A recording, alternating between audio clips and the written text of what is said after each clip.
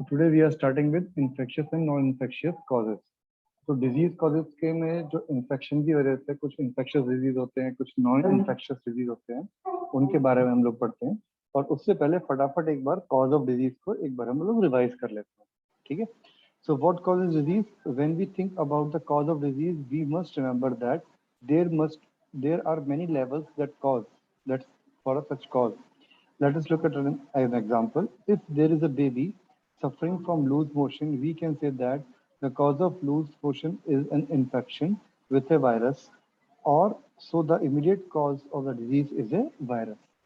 अगर किसी बच्चे को लूज मोशन है तो उसका मतलब कोई ना कोई उसके अंदर इन्फेक्शन हो गया उसके पेट में, जिसकी वजह से उसको लूज मोशन हो गए, और ये लूज मोशन वायरस की वजह से हुए हैं। मतलब ये जो इन्फेक्शन है किसी वायरस की वजह से है, तो immediate cause of disease is virus. But ऐसा भी हो सकता है, it is possible that suppose we find that the virus came from the unclean drinking water. हमने पता लगाया कि जो वायरस है वो अनक्लीन ड्रिंकिंग वाटर, ऐसे ही कहीं से भी पानी पीने से आ गया। सो उस वजह से काफी बच्चों का जो है पेट खराब होता रहता है। So that is why one baby develop loose motion when the other babies did not. But किसी एक बच्चे का पेट खराब हुआ, बाकियों का पेट खराब नहीं हुआ। कई बार होता है कि कुछ बच्चों का जो है, आप बाहर का कुछ खाना खा लो छोटा मोटा, तो आपका पेट खराब हो जाता है। और कई बार कुछ लोगों का जो है स्टमक अपसेट नहीं होता। स्पेशली होता है गोलगप्पे। गोलगप्पे का पानी अगर कहीं से बाहर से पी लिया तो पेट खराब, नहीं तो नहीं हुआ। तो ये इसका क्या रीजन है कि हो सकता है वो जो एक बच्चा है वो उसका इम्यून सिस्टम थोड़ा कमजोर है। One reason might be that the baby is not healthy. वो जो बच्चा है वो हेल्दी नहीं है। As a result it might be more likely that to have disease when expose to risk. इसका मतलब ये है, जैसे ही वो बच्चा किसी न किसी रिस्क की तरफ एक्सपोज होता है तो वो गड़बड़ होना स्टार्ट हो जाता है, उसको कोई ना कोई प्रॉब्लम होती है, ठीक है। बट जो बच्चे सही सलामत है उनको कोई प्रॉब्लम नहीं हो पाती। तो why is the baby not healthy? वो बच्चा हेल्दी क्यों नहीं है? Because perhaps it is not well nourished and do not have enough food. हो सकता है वो वेल नरिश्ड ना हो, उसके पास इम्यून सिस्टम उसका ना हो। Lack of good nourishment become secondary cause of level for the disease, और लैक ऑफ गुड नरिशमेंट और poor immune system will become the secondary cause of that particular disease. And further, there may be a further perhaps because of its household which is poor. हो सकता है उससे घर की जो condition है वो इतनी अच्छी नहीं है जिसकी वजह से वो पेट खराब होता है उसका, या कुछ गड़बड़ होती है, पानी गंदा आ रहा है उसके पास। It is also possible that that baby has some genetic difference, उसके में जेनेटिक डिफरेंस हो जिस वजह से उसको वो प्रॉब्लम ही हो लूज मोशंस की। जैसे वो वायरस से एक्सपोज होता है उसको तुरंत के तुरंत लूज मोशन हो सकते हैं। So without virus, the genetic difference or the poor nourishment alone would not lead to loose motion, but they do become contributory towards the disease. तो इसका मतलब पुअर नरिशमेंट या वायरस, ये दोनों की दोनों चीजें अकेले ही किसी चीज को जो है, किसी बंदे को जो है प्रॉब्लम नहीं क्रिएट करती, बट किसी न किसी के साथ चीजों में मिलकर ये कंट्रीब्यूशन करके एक बड़ी चीज को इनवाइट कर देती है। Is that clear? तो why there is no cleaning water for the baby? वो क्लीन वाटर क्यों नहीं मिल पाया?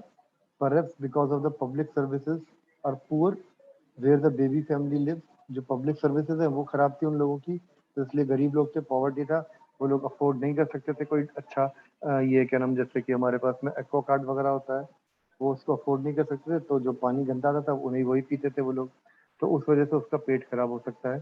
तो पॉवर्टी और lack of public service became third level the cause of disease. तो फर्स्ट लेवल था वायरस, सेकंड लेवल हमारे पास बना ये क्या नाम इसका, poor nourishment, genetic difference, and third level बन जाएगा हमारे पास में पॉवर्टी और lack of public services. So it will also be obvious that diseases will have immediate cause and a contributory cause. तो डिजीजेज होते हैं उनका एक इमीडिएट कॉज होता है जिसकी वजह से कोई ना कोई प्रॉब्लम क्रिएट होती है, और एक होता है उनका कंट्रीब्यूटरी कॉज जिसको कंट्रीब्यूशन से वो कॉज बढ़ जाती है। तो most of the disease will have many causes rather than the single cause. तो इसलिए हम लोग बोला जाता है कि कोई भी डिजीज है वो किसी एक वजह से नहीं होता, वो कई सारी वजहों से मिलकर होता है। क्लियर? इसमें कोई डाउट आया? सीरियस से नहीं, Manu? Hardik, is that clear? No, sir. Yes, sir.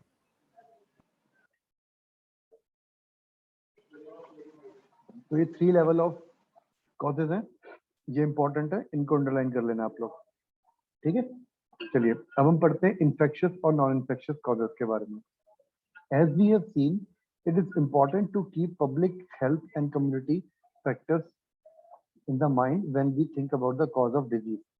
जब भी कभी हम डिजीज के कॉज की बात करते हैं तो पब्लिक हेल्थ और कम्युनिटी हेल्थ के बारे में सबसे ज्यादा हमें ध्यान रखना है, ठीक है। We can take approach a little further. We can take that approach a little further. It is useful to think the immediate cause of disease as belonging to two distinct types. हमें हमेशा immediate cause को भी देखना पड़ता है किसी भी disease के। One group of cause is the infectious agent, mostly microbes और microorganism. जो सबसे बड़ी चीज होती है infectious agent, किस infection की वजह से, किस agent की वजह से ये disease हो रहा है, वो जो पंगेबाजी हुई है वो किसकी वजह से हुई है, इमीडिएट कॉज को हमें देखना पड़ता है। One of the group causes the infectious agent, वो इन्फेक्शियस एजेंट कौन से हैं, और जनरली जो इन्फेक्शियस एजेंट होते हैं वो माइक्रोब्स और माइक्रो ऑर्गेनिजम्स होते हैं हमारे पास में, ठीक है। Disease which where microbes are the immediate causes are called as infectious diseases. तो वो डिजीजेस जहाँ पे microbes are the immediate cause of infectious infection are known as infectious diseases. So diseases where microbes are the immediate cause are known as infectious diseases, and this is because the microbes can spread in the community and the disease can cause will spread with them. So जो disease है वो उनके साथ साथ spread हो जाएगा। So infectious diseases are those diseases which are caused by the microbes, and they can spread in the community, and disease they cause will spread with them, and the disease they cause will spread with them, okay. On the other hand, there are also diseases that are not caused by the infectious agents. These are causes vary, but they are not external cause like microbes that can spread into community. Instead, they are mostly internal and non-infectious. तो कुछ disease ऐसे होते हैं जो कि non infectious होते हैं, मतलब वो ऐसे स्प्रेड नहीं होते बहुत जल्दी एकदम, वो इंटरनल होते हैं। For example, some cancers are caused by genetic abnormalities, high blood pressure can cause by excessive work and lack of exercise. तो ये हाई बीपी हो गया, लो बीपी होना और आपका जेनेटिक एबनॉर्मलिटीज, ये सब चीजें क्या है, ये इंडिविजुअल की वजह से होता है, ये कोई इन्फेक्शन की वजह से नहीं है, ये आपकी लाइफस्टाइल की वजह से होता है, कोलेस्ट्रॉल होना, ये सब चीजें, ठीक है। You can think many other diseases with immediate cause will not be infectious. Diabetes है, थायराइड है, कोलेस्ट्रॉल है, तो ये क्या है, इमीडिएट कॉज नहीं है, ये धीरे धीरे होती है। यहाँ तक क्लियर हो गया सबको, कोई डाउट? No sir. ओके जी। फिर ये तेजस्विनी, डाउट बेटा कोई? विदुषी? No, sir. ओके जी।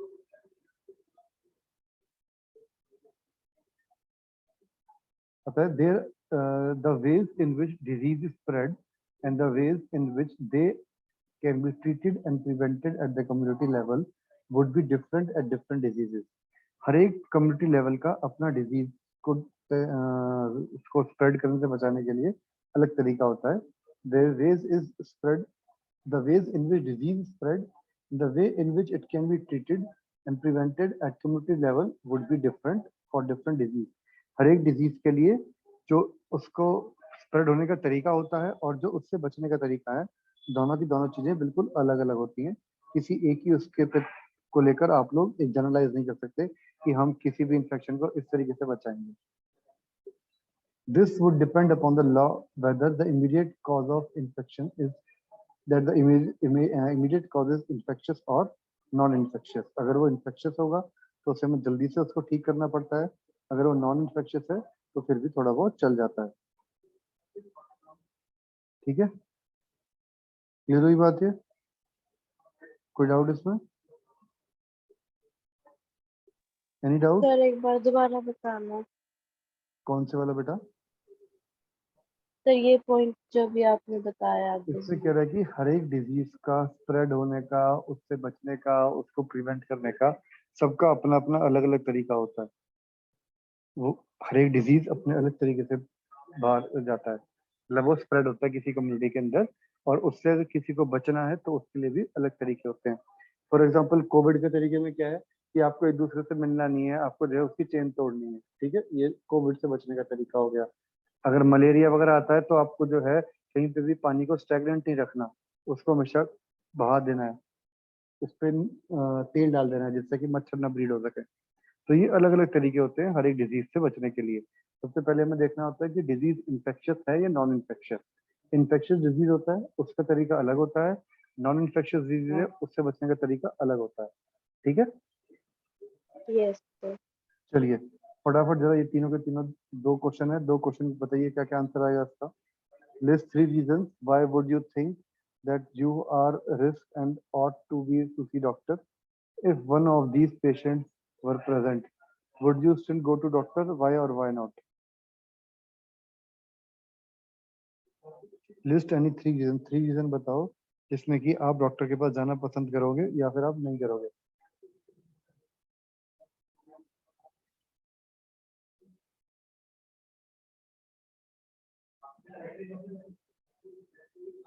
जब आपको लगता है कि हाँ भाई डॉक्टर आप बीमार हो, आपको डॉक्टर के पास जाना चाहिए बट आप फिर भी नहीं जाते हो।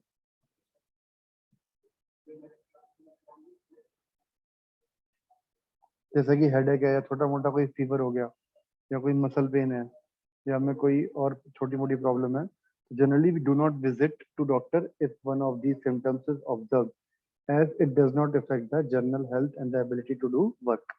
But if these systems are seen for a long period of time, then we have to visit doctor for the consultation and the proper treatment. Clear? Is that point Yes, clear? sir. Yes, sir. Okay. Second question है, in which of the following cases do you think the long-term effect of your health are likely to be most unpleasant? If you have get a jaundice, if you get a leaf, if you get a acne, and why?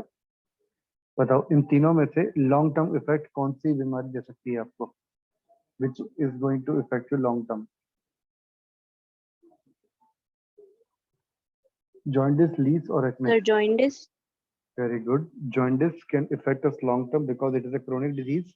Jaundice will affect you can say liver also for a long period of time and it develops slowly and do not spread rapidly. ये liver को खराब कर देता है और काफी time तक liver इससे खराब ही रहता है, ठीक है। क्लियर हो गई बात।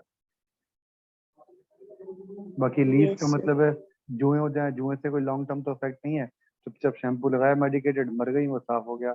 कोई मुंह पे एक्ने हो गया तो उससे भी कोई फर्क नहीं पड़ता लॉन्ग टर्म का। बट हाँ जॉइंटिस हो जाता है तो बेटा कम से कम 6-7 महीने की हवा टाइट है तुम्हारी, बिल्कुल पतले हो जाओगे तुम लोग, डिपेंड करता है कितना तगड़ा जॉइंटिस हो रहा है, ठीक है।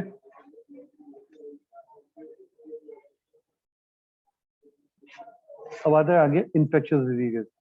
होमवर्क में आपको ये दोनों क्वेश्चन कॉपी के अंदर करने हैं, देख लेंगे। about the Yes, infectious sir. infectious diseases and infectious agents. We have अब एजेंट है, अब इन्फेक्शियस डिजीज के बारे में तो पता लग गया कि भाई जो डिजीज एकदम किसी ना किसी माइक्रोब की वजह से होता है उसे बोलते हैं हम लोग इन्फेक्शियस डिजीज। बट इसको स्प्रेड करने वाले एजेंट कौन से हैं? We have seen that the entire dysentery, entire diversity seen in the living world can be classified into a few groups.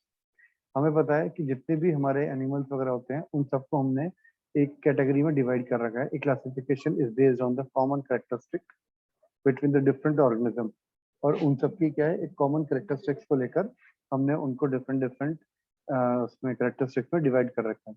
So organism that can cause disease are found in wide range of such category of classification, and some of them are virus, bacteria, fungus, and some are single-celled animals and protozoans. Some diseases are caused by the multicellular organisms such as worm to of different kind. So हर एक disease के लिए different different चीज होते हैं, कुछ bacterial disease होते हैं, कुछ वायरस हैं, कुछ फंगल होते हैं, कुछ आपका सिंगल सेल्ड एनीमिया से प्रोटोजोआ वगैरह से आता है, कुछ के लिए मल्टी सेलर होते हैं जैसे कीड़े वगैरह हो जाते हैं पेट में या पैर में कीड़े हो जाता है। तो डिफरेंट डिफरेंट हो सकते हैं। इन्होंने पूरा का पूरा एक चार्ट दिया हुआ है आपको, जैसे दिखाया हुआ है सार्स वायरस का, इस तरीके से वायरस कैसे होते हैं, ठीक है। देन आपको लेक्मीशिया, कालाजार, उसके कीड़े का जो है वो है ये फोटो दिखाया हुआ है। पिक्चर ऑफ स्कटक, ये है स्टेलोफाइलो फाइलोकोकी, ये बैक्टीरियल डिजीज होता है जिससे हमें मुहासे या कोई शरीर पे दाना होता है, उसका करेक्टरिस्टिक्स कैसे होता है, ठीक है। पिक्चर ऑफ ट्राइपेंसोमा, प्रोटोजोआ होता है ये भी एक, इससे कुछ बीमारी होती है। Soccer shaped red blood cells will give the ideal of the scale. तो डिफरेंट डिफरेंट चीजों से क्या क्या चीजें हो सकती हैं, तो उनकी एक जस्टिस फिगर दी हुई है आपको। ये एक एडल्ट राउंड वॉर्म है जो कि पेट में मिल जाता है, पेट में जा सकता है ये, ठीक है, क्लियर।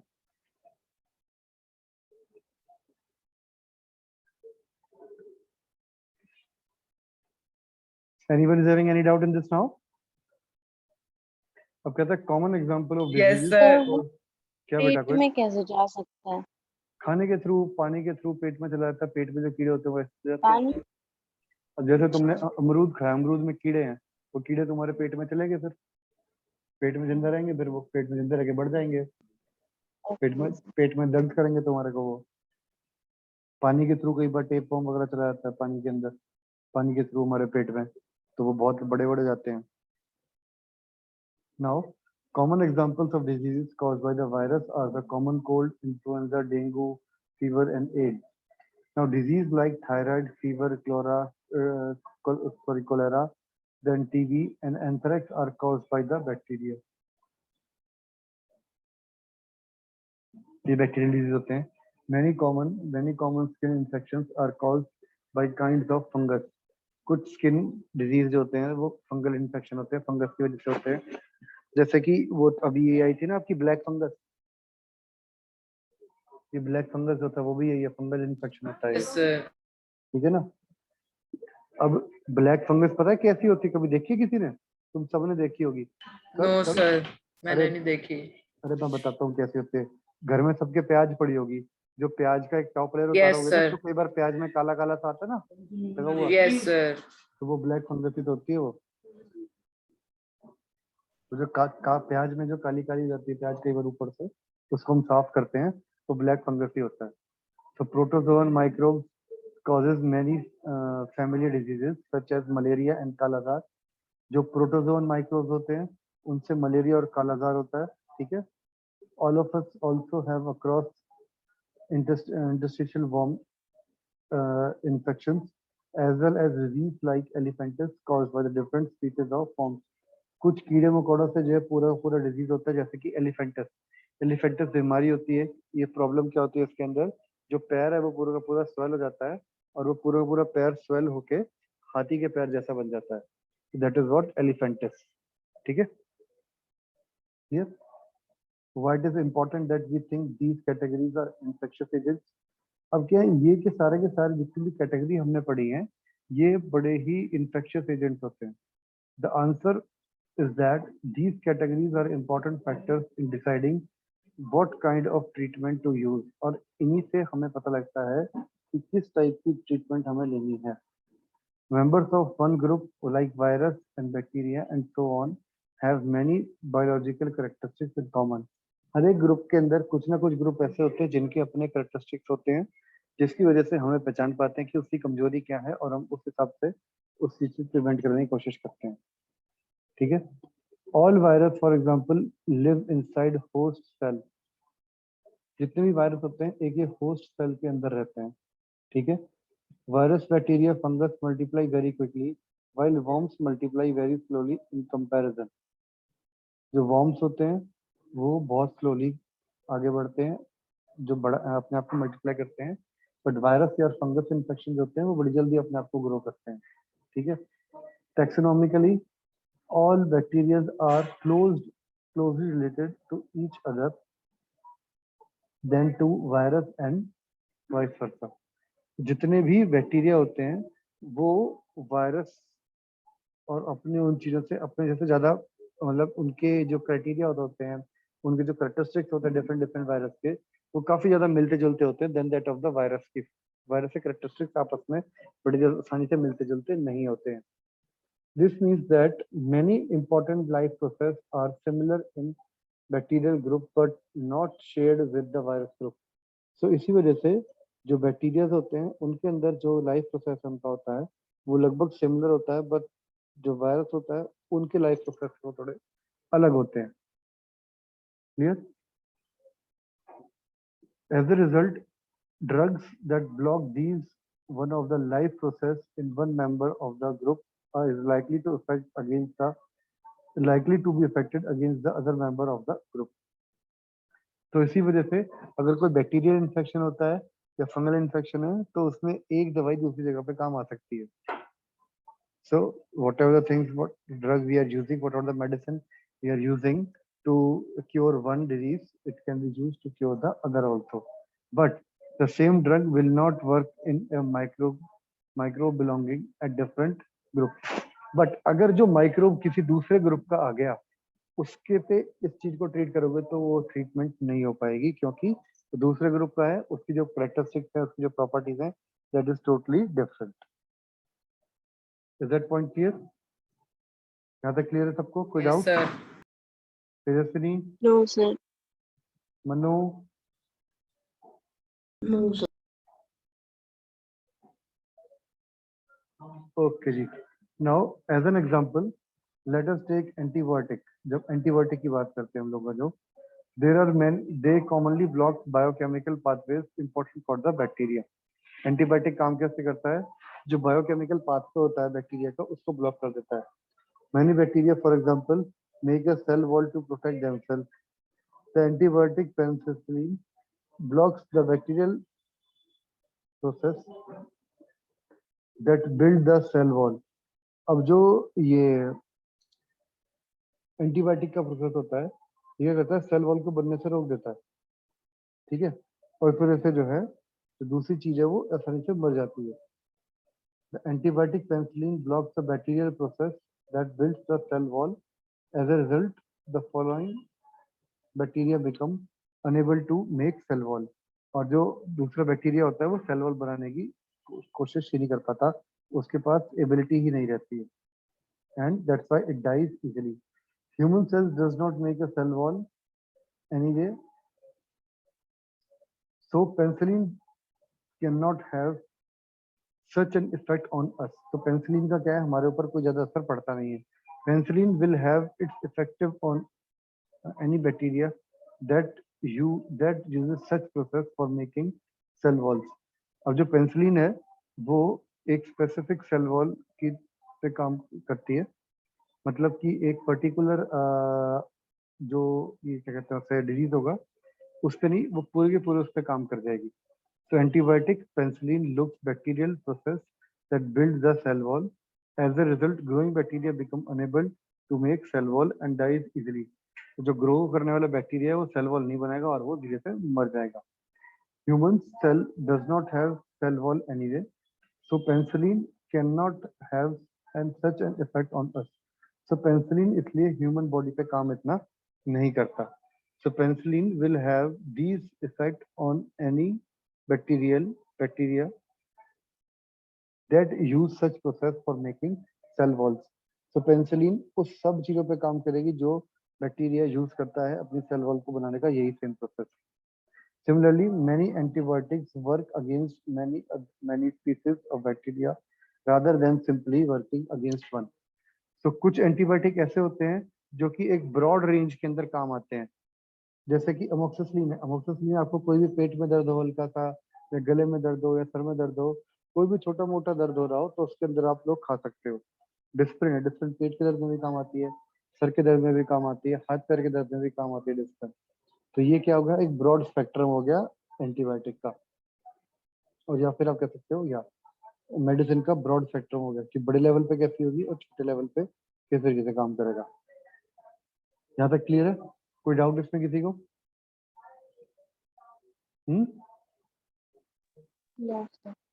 ठीक है जी।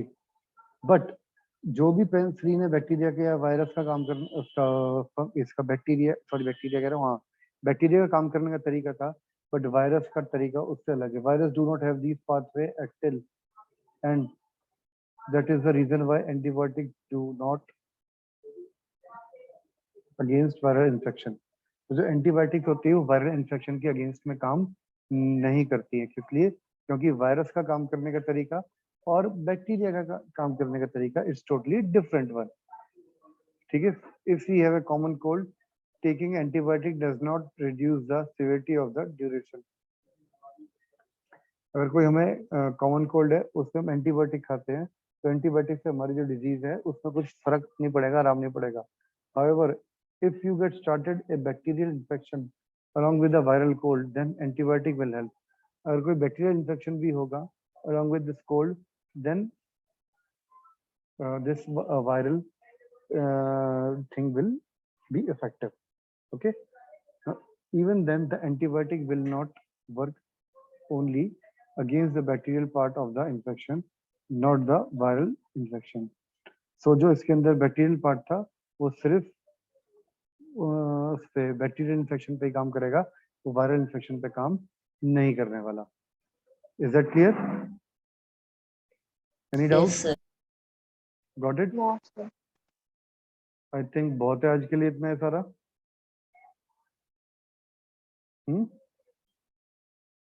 बताइए जल्दी। Yes, sir. ठीक है, चलो कल हम लोग पढ़ते, कल नहीं, कल छुट्टी आपकी, बाकी मंडे को देखते हैं। संडे को टेस्ट होगा, वो मैं टेस्ट आपको मैसेज में बता दूंगा किस चीज का टेस्ट होगा, क्या होगा। ठीक है, एमसीक्यू टेस्ट होगा आपको संडे को। मैं थोड़ी देर में आपको टेस्ट के लिए बता देता हूँ कौन से चैप्टर का आपका टेस्ट होगा। मोस्ट प्रोबेबली आपका जो टेस्ट होगा वो आपका इसका होगा, सेकंड चैप्टर ऑफ फिजिक्स का एमसीक्यू टेस्ट। ठीक है, संडे को morning 10 o'clock। Is it clear? Any doubt?